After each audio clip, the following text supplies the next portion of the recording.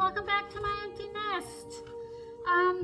It's that time of year again when winter squash is everywhere, and I don't know if you've ever tried spaghetti squash. This is spaghetti squash or butternut or acorn.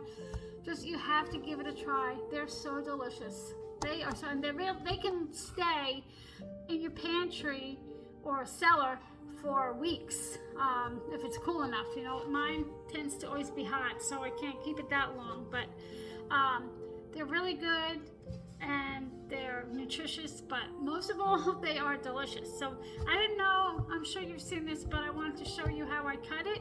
You can cut it like in half, but I don't do that. I mean, sometimes I do, but I prefer to cut it long ways because I have a scooper that is so much easier for me to scoop it out.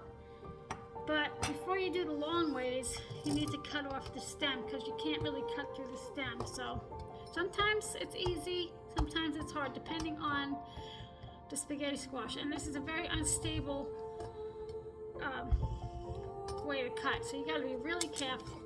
I just rock my knife back and forth, and they hold on tight. Okay, so now that's off.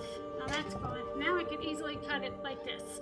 But like I said, it rocks back and forth, so you really have to be careful. So this is what I do. I stick my knife very carefully in the middle, and I rock it back and forth while holding the spaghetti squash very snug. And then I make a indent there, and then I just keep sliding my knife down. I'm sure there's different ways to do this, but this is how I do it.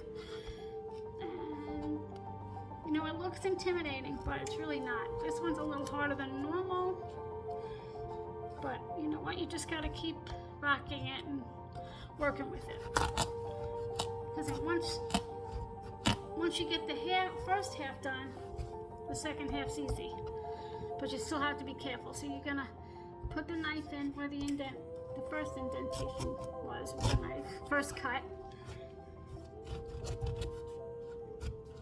And I might sound like I'm out of breath because it's 84 degrees here and I have the oven on.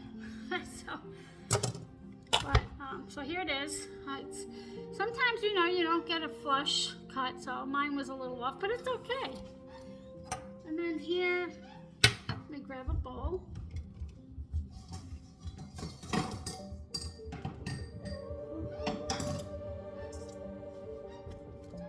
Sorry if you can hear my bird. He's a nut. So with this tool, it's just so easy. All I have to do, you can use a spoon, you know, whatever you have, but this just makes it so easy. And because I eat a lot of spaghetti squash, butternut squash, all squashes in the winter and fall, my husband got me this. And it was, I think it was like $5 at Walmart, and it is amazing, amazing tool. And it's good to do pumpkins with too. So these ones especially.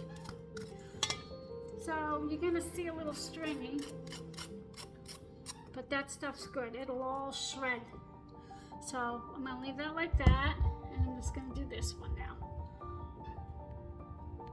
Okay, so I cleaned them out. I cut two before I showed you how to cut it, and this one was flush. I guess it just depends on how old it is. I really don't know, because this one's obviously older, because it smells a little different. It's still good, but I do want to say, oh, here it is, see, that's another seed. If you find that these strings here are thick, very fat and thick, then it's gone bad. Don't even bother cooking it, because I've come across that a few times. So, and now what I do is, I got my pan all ready. I want to cut myself. My oven is preheated at 400. So what I do is, let me just wait. Okay. I'll just take some olive oil and put it all in, and we're going to turn these upside down.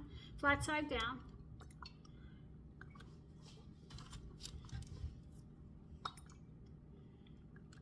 Okay, I did all that. So now I'm just going to put salt on them all. So let's see. And you want to salt and pepper them pretty good. You don't want to be too shy. A little bit more. And then pepper. And then I don't have a whole lot of pepper here, so I might be running out. And then you're going to rub all of it on. Of the olive oil and seasonings. And you can put any seasoning you want, but I like to keep it simple. What's this? Sometimes I leave some seeds in there, but that's okay. And now just take it and I rub it around. So, and I even go on the top. And make sure you do the side too where you cut the stem, because that's gonna dry out. Oops. And what you have after about 35-45 minutes is a delicious spaghetti-like vegetable, and you won't be sorry. It's really good, tasty, and healthy. And you could use it just like spaghetti. It's crazy.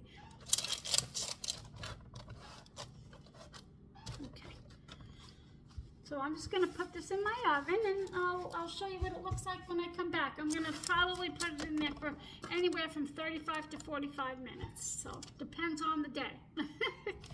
So I'll bring you back. Okay, well, it's been 35 minutes, so I'm checking it at 35. Woo! Sorry about that. Just going to stick a fork in it, and if it goes through easily, that's small, so that's ready. These I'm going to give another 5 minutes, so it didn't just glide through easily. So 5 more minutes. And I'm sauteing up some onion, because that's how I like it. And tonight my husband's having leftovers, and I'm having this for dinner, which is going to fill me up a lot. Why I put these back? Okay. Gotta be careful. A lot of liquid. Okay. Ooh, yum, yum, yum. So, let me see if I can show you again. It went right through. That you can tell which one over here. This one's definitely ready. That's ready. Yep, they're all ready. So I'm just gonna let them cool, and I'm show you how I just like shred it. I'll show you. Oh, and I wanted to tell you, I actually looked it up because I really wasn't sure, because I've never saved the seeds, but you can also roast the seeds of any squash, pumpkin, spaghetti squash, acorn squash, butternut, just like you would pumpkin seeds. So I threw them away. I should give them to the birds, but I threw them away. But next time I will. But yeah, so you can roast them just like pumpkin seeds.